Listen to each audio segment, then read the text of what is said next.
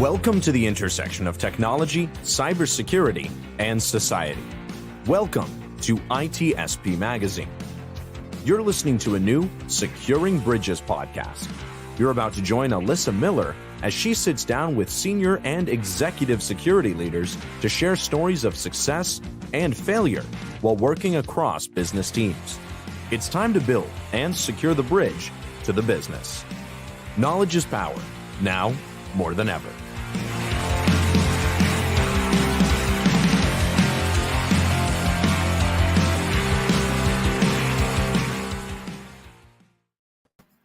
All right, everybody, welcome back to another episode of Securing Bridges. Here we go once again.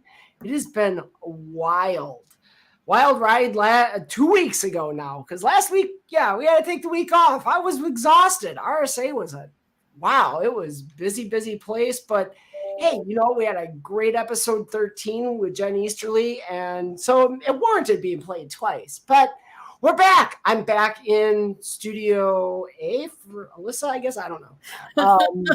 I just make this stuff up as I go along. I'm really bad at it. But no, so happy to be back with you. Episode 14 of Securing Bridges. So we've been at this a little while. Hope you're all loving it as much as I am, because I know it has been a blast. And we've had some amazing guests. And once again, this week's no exception. We've got another amazing guest. I'm super excited, especially because she was kind enough to fill in at the last minute. We had a little bit of a scheduling snafu, and I couldn't be more excited or blessed or lucky or fortunate or all the wonderfully amazing things I can say. We've got Larisa Breton here with us. Hey! Hello, Alyssa. How are you? I'm doing excellent. How are you? I am good, but may I say I'm outside of Detroit right now, and it is 100 degrees. It is hotter than homemade CN. Ooh, you guys have like the weather we had yesterday. For sure. It was for sure. Thank you so much for having me on. Your scheduling snafu was my good luck. I'm so grateful. It worked out great. So I'm not complaining in the least. So let's kick it off the way we always do here on Securing Bridges. I would love to have you introduce yourself to our audience for those that don't know you, and just tell us a little bit about yourself, what it is you do, how you got here, those kinds of things. Okay, thank you. All right, so I'm Larisa Breton. I am a consultant. I own a micro-small consultancy, a boutique consultancy that is cybersecurity focused. I come more or less out of the defense community. I pivoted fully into cyber about 10 years ago. And I spent 5 years being in program management for a pilot DoD program that actually survived the infancy and got into the big DoD budget. And I'm currently working a little bit more in energy right now. And I actually have some kind of current examples. Hopefully we'll conversate about. In a bit. And, it's interesting that you kind of just prompted me to think about something from 10 years ago, because I think that that's something that might come into what we talk about a little bit later too. So I'm in leadership. I'm sort of on the quiet side of things and the quiet people side of things, which is awesome. But I have to, before I do anything else, Alyssa, I have to thank you. You have taken a really proactive, principled, moral stance about recent things in our community. You've been using your platform for good, not evil, and I I just want to say for myself, but for a lot of other people on the quiet side of things, we appreciate it. Well, I appreciate you saying that. I mean, it's good to know. It's good to know, the things that I'm trying to advocate for are, well placed, I guess, that the people that I'm trying to help support are feeling it. For those of our listeners that don't know, I don't know that we're going to get real deep into it here today. It is kind of current events, but there was a situation with a conference over this past weekend in Cleveland, and it did not go well. They made some probably ill-advised decisions in the lead up and how they did some things within their conference. And I think there were, a lot of people speaking out against that, and calling out some really disappointing behaviors, to say the least. My voice, I guess, just happens to be a little louder in the Twitter sphere. I don't know, but I mean, I think some good's coming from it, so I appreciate that. No, I do too, and I appreciate that you sort of reached into your own resources to make things right for some of the conference attendees. For folks that aren't tuned in on this or whatever, like the B-sides are smaller conferences. They're very elite, but at the same time, they're a great entry point for people who are younger and newer in the business. And so, like, someone like me that's been around the track a few times, I've got skin a mile thick. There's not a lot that bothers me anymore because I've fought those fights. I've plowed those rows with my chin. But we want to make sure that we're setting the right frame for folks that are coming into the business. And I see no reason why their entry to the business or their experiences should be as tough as mine were or as yours were, Alyssa. Yeah. Well, why should it be like that? And that's just it. And then, I mean, consistent to the theme of the show, trying to build that bridge. B-sides events are often the ones that are pointed to as, for people like this is probably a good first conference to go to because they're usually smaller, they're community focused, they're community based. If you want to speak at a conference, they're generally, it's a little easier just because they are more community based and the attendees tend to be, more from the community than, some of the big conferences that draw in, tens of thousands of people from everywhere. And then, makes it a little bit higher bar to get in as a speaker. So, I mean, and I think that's probably the biggest key that comes out of it is recognizing that, all right, really, if you're going to run a conference like this, you are serving a local community. And indeed, the Cleveland community in this case is one that's burgeoning and I know trying to really build and grow. There's a few conferences now in Cleveland. And, it's unfortunate that an event like this kind of, as the organizer himself, who has since stepped down, mentioned, it eroded some trust. And so I think. And I just think it's really important that you and other people have spoken out and stepped out about it because it helps to rebuild the trust. And it helps to show people that the trust really, even though maybe part of it has been broken or something went wrong, that the community is resilient and the trust exists and we can continue to basket weave, the things we need to do to stay together as a community. So again, I just, I thought that was great. Well, I appreciate it. And sunset hurricanes. So current events aside, those current events, we can look at other current events. Okay. I definitely don't want to. I figure we might end up landing there a little bit. We'll leave it behind. I want to hear a little bit more if you're up to it. I'd love to dig in a little bit more to what you're doing at Full Circle and, some of the focus you mentioned, having overcome kind of that first barrier into really connecting as a vendor, whatnot for the DoD. I mean, that's a tough nut to crack right there. There are a lot of gates and wickets to get through, barriers to entry. And I think this all goes to like kind of a thing I want to build up during our conversation about building trust and building community and building relationships. And I sort of wanted to sort of kick off with something. I promised you and Sean I would try not to make dirty jokes. I will try. Oh, we love dirty jokes. Come on. Okay. All right. But I thought about it and I thought, can we start off by talking about Kinky Boots? I love that show. No, yes. The show, but actually like the boots, Kinky Boots. Oh, like cool, okay. Kinky yes, boots. Please. I have a few pair. Me too. I know you do. And so I thought, let's like talk about that for a second, because like I've seen, you've posted some like outrageously awesome boots on your Twitter feed.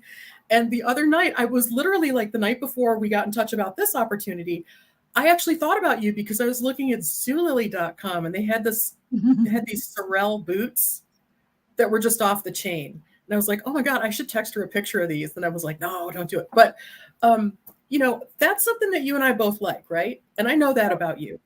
And I thought that this might be an interesting way to get into sort of a conversation about something that I think is integral and critical to building bridges with the business. to building bridges between the tech folks in the business, or the business and other parts of the business, or GRC and the money making part of the business, right? Because typically in GRC we get viewed as like the department of no.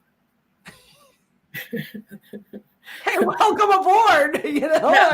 Hop on the no train. We're going nowhere with nothing. Welcome to the club. Yeah, exactly. So if our jobs was the club, Alyssa, we would be like the 9-foot bouncer, not letting anyone into the club. Right? And that's how we get perceived, right? I mean, that's happened. Right. It's no secret. I mean, I remember back my developer days, I always made the joke that like the information security utopia would be an impenetrable room of servers with zero connections to anything on the outside world. Like, completely secure, right, and completely useless, right? And that's where a lot of those attitudes have come from. So yeah, it's a really good point. Yeah, absolutely. I think back when we were starting, I don't think we could have. I mean, okay. In 1997, I had the opportunity to hear Nicholas Negroponte, tell us a lot of things about what the future was going to look like at a conference I went to with Wired. And it turns out that a lot of those things happened, but I always go back to those notes about once a year to see what has happened. And, I don't think one thing that people really thought was coming was the way that everything has turned into edge. Yeah. So to your point, exactly. But like so we talked a second about pivoting into cybersecurity. So, 10 years ago when I was working more in national security, and, people can affirm 10, 15 years ago when we were talking about national security, counterterrorism, certain forms of early thoughts about cybersecurity, the big thought there was about relationship building. And that it was really, really important to build up peer relationships with other countries, peer relationships with intelligence agencies, peer relationships with just about anybody you could build a peer relationship with, because there wasn't good interoperability. Yeah. In systems or in systems of systems, including, the security community. And so what the security community, at the time that the security community and the tip the spear community started to integrate with each other in Homeland Security, is realize that the thing that we have to do, that's the most important thing we can do, is talk to each other, right? And so when I think about, and I started thinking about, the bridges that we build and the things that we have to build and maintain, right? Because you can't just build a bridge, you have to paint it, you have to sand it and support it and make sure that the water underneath isn't like making the pylons go away and stuff, right? Certainly important stuff, yeah. Just that.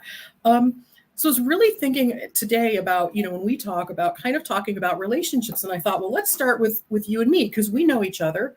And I know you're into cool boots, and I'm into cool boots, and like we have a few other things that we have in common. And like, if I needed to call you out of the blue sky, right, I might break the ice with talking about something that we share in common. We're both really, you're both into fitness. I've got some fitness goals, which didn't achieve during the pandemic, but that's a whole separate conversation. We've all been on that roller coaster, right? Yeah. Somebody just said to me, you came out of COVID either a chunk, a hunk, or a drunk, and I came out a chunk. So, but so, when it comes to relationship building, we all get the beginning of the story, right? We all get, you need to build relationships, and okay, how? But really, what's equally important is like, how do we maintain those relationships? Right? How do we not just build trust, but what does that really mean? How do we demonstrate trust and exercise trust over time in the business? And I think in a lot of ways, it comes to this kind of ability to have not what I would call like small talk, but the ability to talk about non-controversial things or things that you and I have in common or that we have in common in our community, in order to establish a conversation. Right. And then, that conversation can continue, and hopefully what I'm building to here, hopefully what you build to in these relationships is that you've built up enough trust so that when something's not going right, when something has gone wrong, when something unexpected has occurred, which, let's face it, is our life and security, right? It's a stochastic environment, which kind of sucks some days when you have other plans. But, you know, what you want basically in your relationships is to have kind of like some muscle memory. Yeah. You know, and you want to be able to build that relationship and build trust up so that when the worst occurs, you can kind of rely on the relationship to get you through what are going to be, and I know I'm talking to the choir right here, but what are going to be really challenging conversations about you know, existential decision making for your business. And in order, I'm sorry, go ahead. Oh no, go finish your thought. No, please go ahead. I was just I was going to say that this, you know, I mean, this is actually a really good point because we talk a lot, I think, in the security space, you know, kind of the front edge of this where we've gotten past the department of no and we're getting better. There's been a lot of talk about empathy, which is, you know, kind of being able to understand, identify with your audience, so to speak. Mm-hmm. But I feel like what you highlighted is actually important too. And it goes beyond just the empathetic piece. And it's like, let's actually find the common ground that we have that we can start building from. Exactly. And I think in terms of, you know, in DevOps, we talk about the concept of shared responsibility, where we make everybody responsible for the same set of goals, which is making sure our software is secure, making sure our software gets delivered efficiently, making sure that it's stable when it hits production. You know, those are the traditional dev, security, and operations goals, all wrapped into one that all three of us now focus on. And so I think what you've just described is a great way to start building that culture, which is forget about the technical, like, you know, those operational swim lanes or any of that and drawing that together, but just how are we common in the sense of the business as a whole? Exactly. And how are we common as human beings too? Because we're all human, you know, whatever frightening percentage of, you know, whatever frightening percentage of cybersecurity problems that turn out to be human error from whatever department, right? We got to get through that. But I think, you know, what you just said about, you know, the swim lanes, the engineering, the technical tools and stuff like that. Like, Alyssa, like, you know, in my space in the business, we talk a lot about resilience, right? And, you know, you can think about resilience in, like, you know, the sort of tech and engineering stack. You can think about it in BCDR and continuity of operations but then for all of it, you know, then there's also this need to have resilience in your relationships so that, let's say the worst were to occur and, you know, you had a sort of a post 9/11 kind of situation that they had in the financial markets where they had to get the market running the next day, and they did it all on like spit and duct tape and personal relationships. Yeah. And I think that, like, in the security business, we can get into our swim lanes and get comfortable there. And I would just like to point out that I can't remember who told me this, but I always like to repeat it. They're not silos. They are cylinders of excellence. Cylinders of excellence. That's a new one now. Centers. It's a gummy thing. But, you know, we get into our cylinders of excellence. And I think too, you know, in the technical part of the world that we're in, it serves you and you get promoted and rewarded if you have like great focus and you're able to focus in on what you're doing, and maybe you're not all that extrovert and it's okay, you know, and I know I'm like a complete anomaly in our business because I'm like a massive extrovert, right? For me, this comes naturally. In fact, I function very poorly if isolated from other humans, but for other people where there's discomfort in that, and that's kind of why I wanted to talk about like the Kinky Boots, is everybody has something in common with everybody else, no matter like what it is. And, you know, and I'm kind of aiming this remark at anybody who's newer to the business that's watching this podcast, because you're very smart and you want to learn from Alyssa Miller, who's amazing and one of the most technically astute people out there. What is going on? My cheeks are turning bright red here. Base flattery. No, I'm just kidding. It's true words. And no, so if you're a little bit younger to the business, here's the thing. It can feel very tough emotionally sometimes to say, well, how do you do that? I know I'm supposed to network, but what does that really mean? I'm supposed to build relationships. Like how? I'm in the network operations center 29 hours a day, right? Yeah. I think one of the things with that is that, like, you have to deal a little bit with that discomfort, and it entails actually phone calls. We get very sunk into the Slack. We get very sunk into texting each other. And I perceive in a newer generation in our business that there's discomfort with speaking with people. And when I pulse on that, the answer that I usually get is, well, what if I get thrown a curveball in the conversation? What if something really unexpected happens in the conversation? And yes, Frank Barton, the department of what are you trying to accomplish and how can we make it work for everybody? Yeah. So, when the unexpected occurs, roll with it. We work in security. Our whole lives are responding to things that are unexpected. And so my thinking there is just let the phone be your friend. Pick up the phone, talk to people, get them used to hearing your voice, make a joke about it. Like, oh yeah, I'm going to be the mosquito buzzing around your ear this week or whatever. And start to build the relationships in any way that you can on a regular basis. And I'm sorry, go ahead. I'm talking and talking. No, you're fine. This is good. I mean, we talk a lot about the human element, but again, we seem to talk about the human element in terms of threats, right? Right. Here's all that.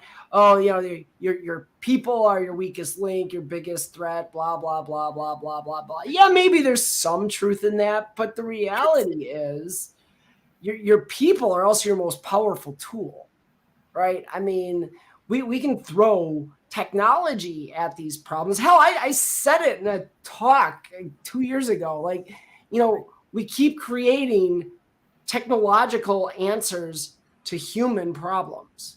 And yep. I think there comes that point where, yes, you want technology to help to try to address those human problems.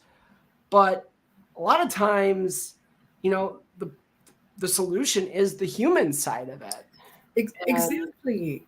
Alyssa, that's totally right. I mean, when you say, we want technology that works for the people, not the other way around. I mean, at this point in the game, cannot always be true. But so if we're humans that are all working on the technology together, we need to have some fundamental idea of how we're going to do that. All of the operational knowledge decisions that happen that probably don't get captured as well as they should, those exist in relationships. And, so I would just say to people, like, let the unexpected happen in your conversations because something cool could pop up. And, build your comfort up with those kinds of things in the same way that you would do a workout and build up some muscle.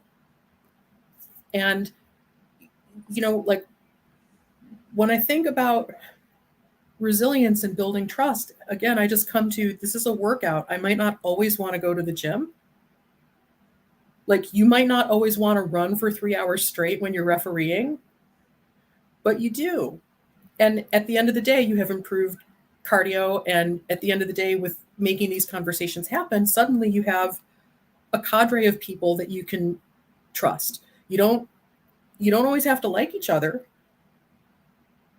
but there are people in my business who I dislike, like, intensely, that I would put my life in their hands. Yeah. And I hope vice versa. We would hope. And, so I think related to this, Phil brought up an interesting point here, that, for some people, talking on the phone isn't even the right thing, right? I mean, for some people, that's not the right solution. Not everybody communicates, not everybody's, in that same mode. But I think even in that situation, then it's finding with those people, what is the right way to communicate? Exactly. If that's somebody who's not good with hopping on a phone call, maybe IM is the thing. Maybe it's, some other, more asynchronous conversation point, but I think still we can tie it to the same idea that you're trying, part of building that relationship is just being able to understand even how do you effectively communicate. And we can roll that into everything in security and in business in general. I mean, think about even at the, an executive level, walking and going in front of the board, walking into that room and presenting to them is maybe not something you're the most comfortable with, but it might not be the thing they're most comfortable with either. So figure out how you can connect with them in a way that's meaningful to them and to you. Mm-hmm. And this is where I think, back to the boots again, I didn't think we were going to turn, thigh boots into the conversation today, but I'm loving it because it's working. It's finding that authenticity. Right. And I think that's the thing. It creates a little bit of vulnerability because to be authentic, you're exposing quite a bit about yourself that maybe you wouldn't traditionally. Mm-hmm.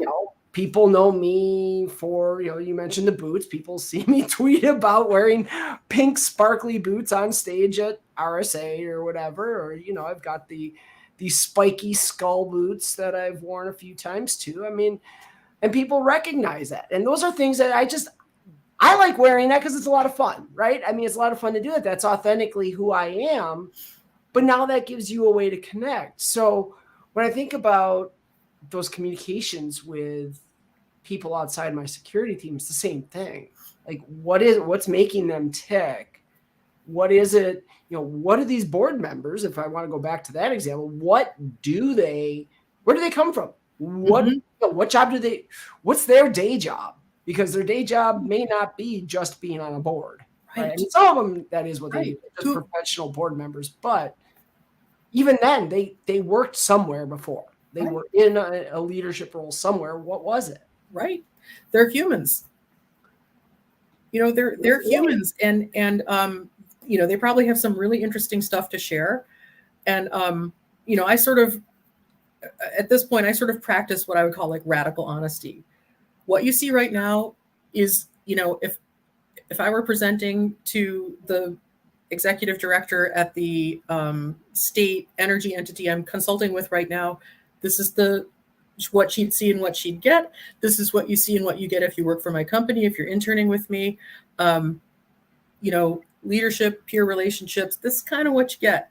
And I hope that is a way to build trust up with everyone around me. So how does that then play in? I mean, thinking back to, again, what you're doing within the business and you're connecting with DOD. I mean, can you speak specifically? And I realize some of that might get into shady areas you can't talk about. So, but as far as what you can, I mean, what are kind of those shared experiences that you find when you're dealing with people in that space? And does it change any? Sure. Well, I would just say,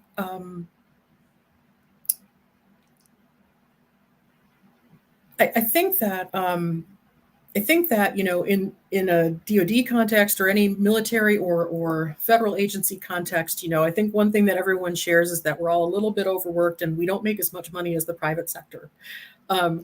So that's one way, that we can identify with each other right away. But honestly, just the opportunity to connect with people. I've been in front of high leadership where they've said, "How are you today?" And I said, "I'm as nervous as a long-tailed cat in a room full of rocking chairs." I have no idea what that means, but it sounds. And I'm one that would, again, it comes easily for me. So I'm not trying to preach something that I think you should be comfortable with just because I said so. I mean, obviously it's my comfort space and others, but like, I'll make jokes, I'll make jokes. I think, one thing that we all share in security is a shared sense of mission. On the defense and energy side of things, we call it a moral, like as a contractor, like we call it a moral obligation. So we have a moral obligation that causes me sometimes to want to exceed what I've been scoped out to do, or to maybe, elevate other issues that we say, perhaps we can work on this at some other time, but these are emergent, that kind of stuff. But we all share a sense of duty to securing homeland, securing infrastructure, securing critical infrastructure, securing the power and communications networks that our country depends on. And I think it's not a matter of appealing to someone's sense of duty, but if you scratch the surface on any of us, it's all there. Everyone has it. And I think that's even if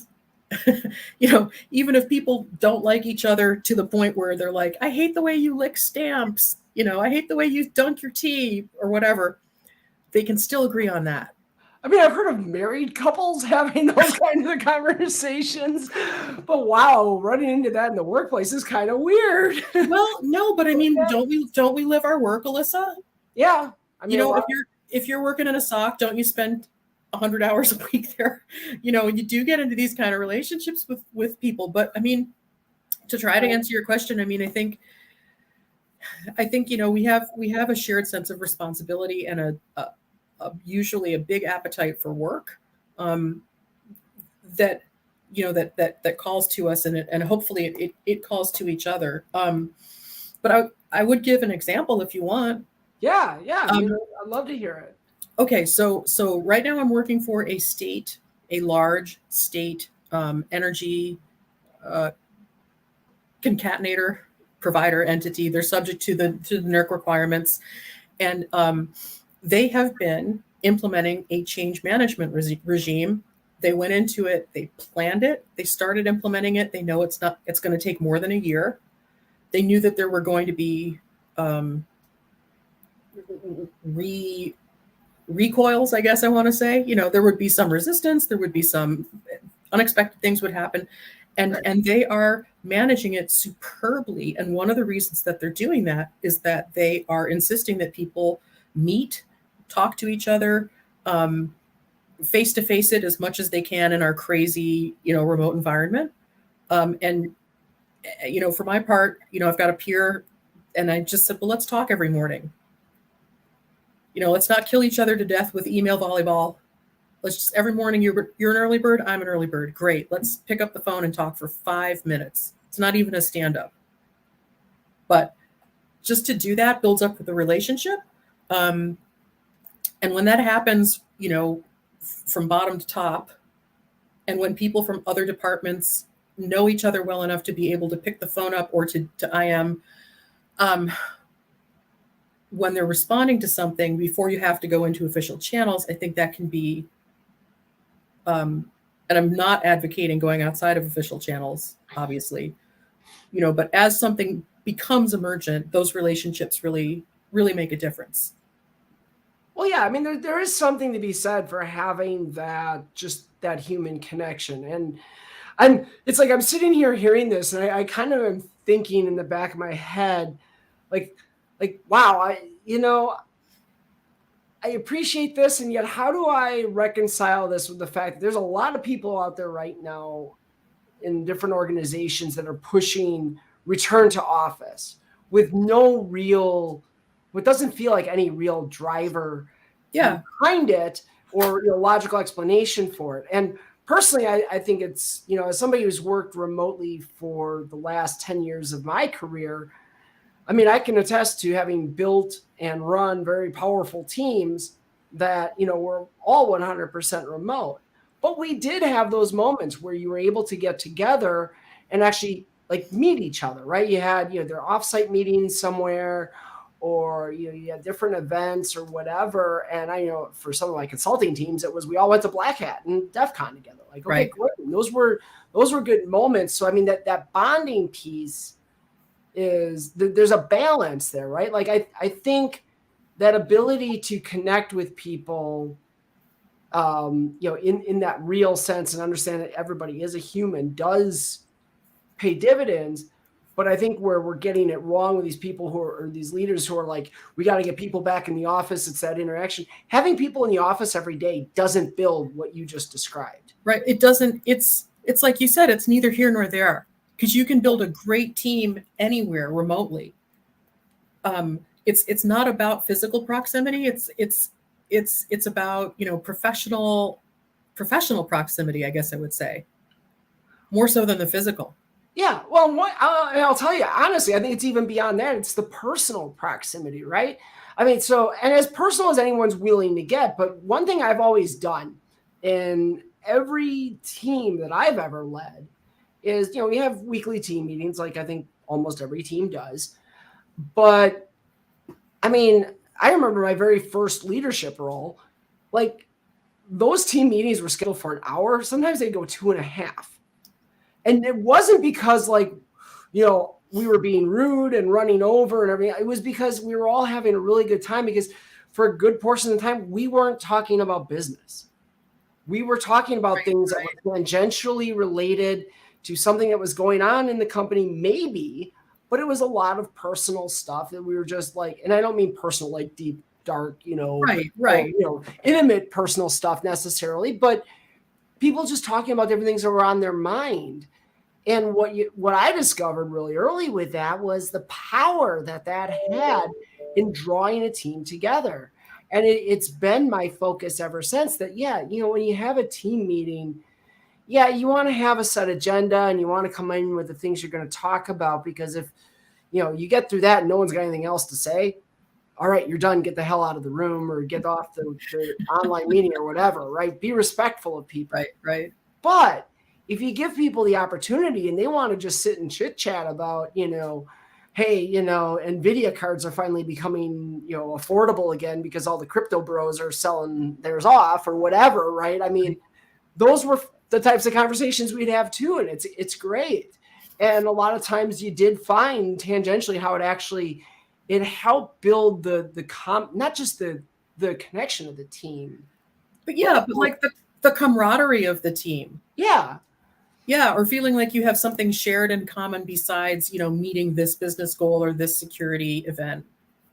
Yeah, and that carries business value, right? I mean, that to me, it's like, okay, you're going to tell me, well, why are you having a 2.5-hour meeting if you're not talking about business? I'm building a powerful team there. We were all getting to know each other. And, through talking about those different things, a lot of us became aware of things we weren't aware of that were going on in the industry. Yeah. I remember one. There's one that I remember really, really well way back because it happened during that time frame when I was leading that team. Was this guy? I don't even remember where he was. He worked in some municipality, and he was like the only network guy. He quit and walked out, had all the passwords, and he was the only one who had access to the network, and nobody could get in. And there ended up being this whole big fight about, he would only turn over the passwords, I think, to like the mayor or something. It was really this whole thing. And I remember we talked for weeks about that.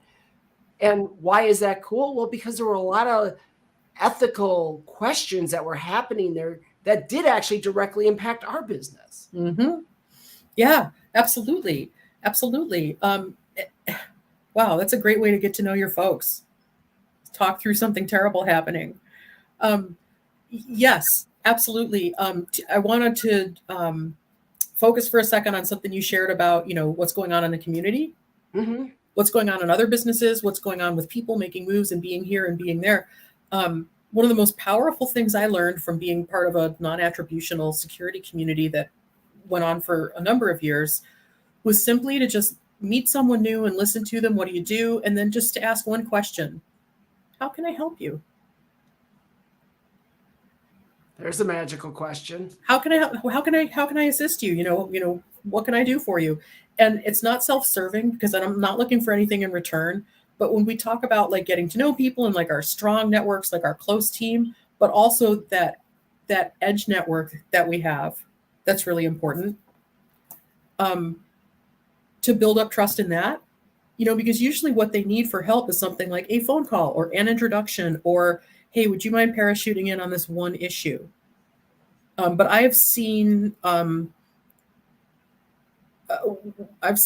actually sort of pernicious national security issues get solved informally because of a strong trust network. So I think just very openly asking, and this goes back to not always knowing what to expect in a conversation, right? Or from a security event, but like, what can I help you with? What are you working on?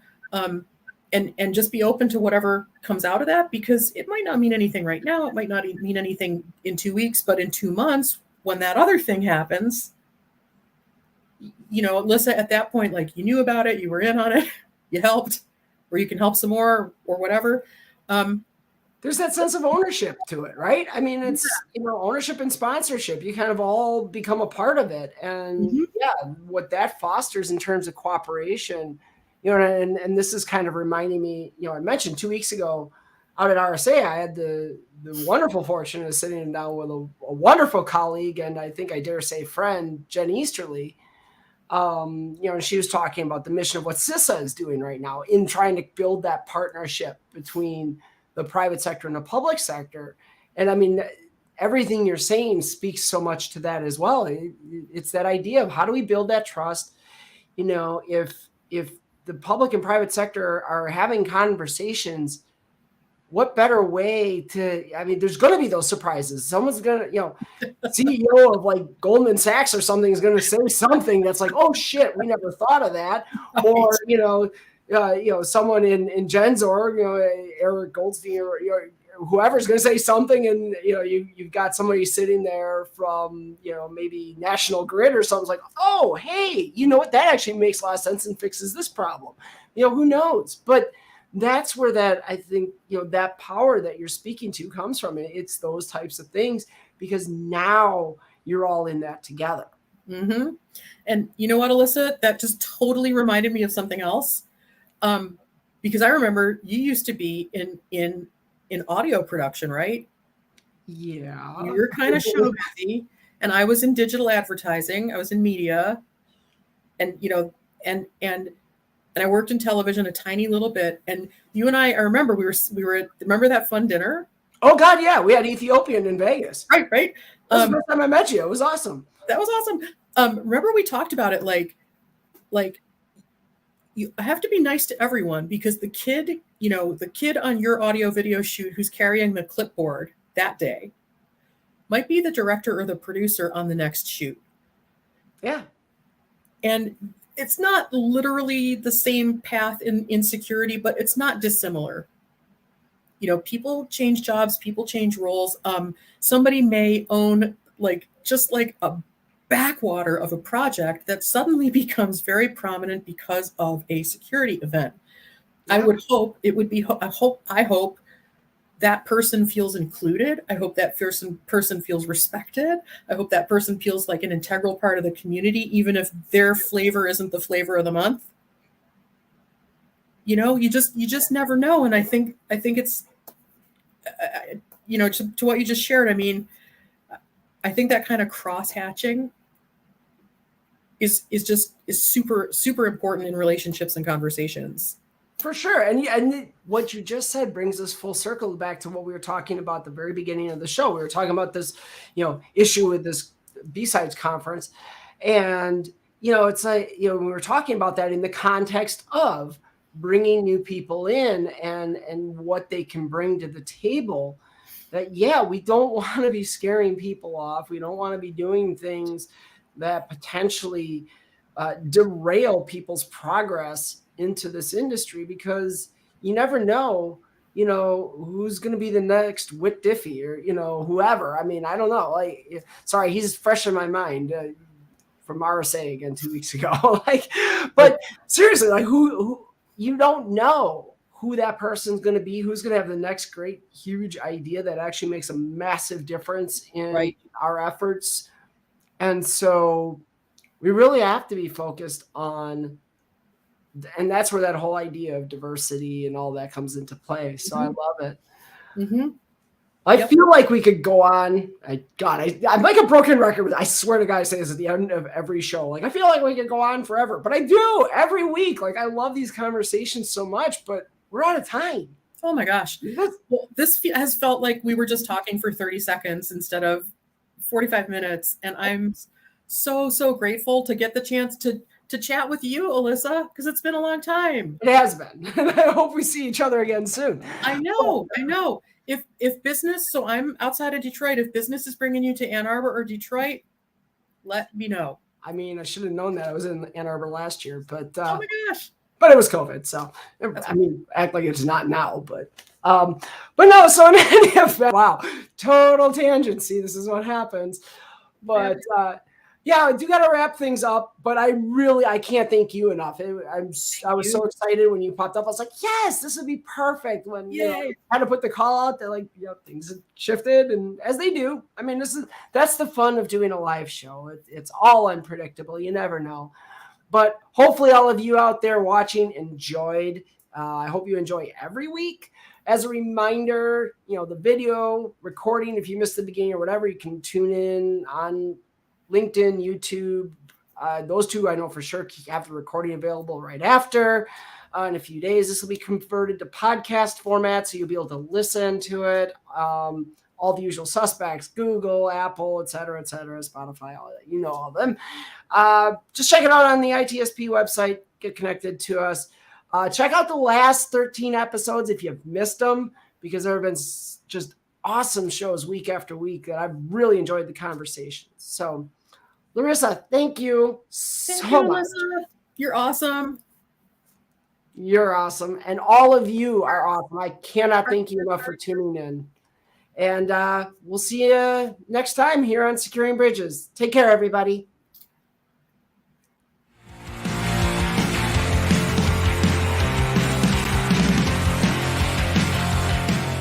We hope you enjoyed this episode of Securing Bridges podcast with Alyssa Miller. If you learned something new and this podcast made you think, then share itspmagazine.com with your friends, family, and colleagues. If you represent a company and wish to associate your brand with our conversations, sponsor one or more of our podcast channels. We hope you will come back for more stories and follow us on our journey. You can always find us at the intersection of technology, cybersecurity, and society.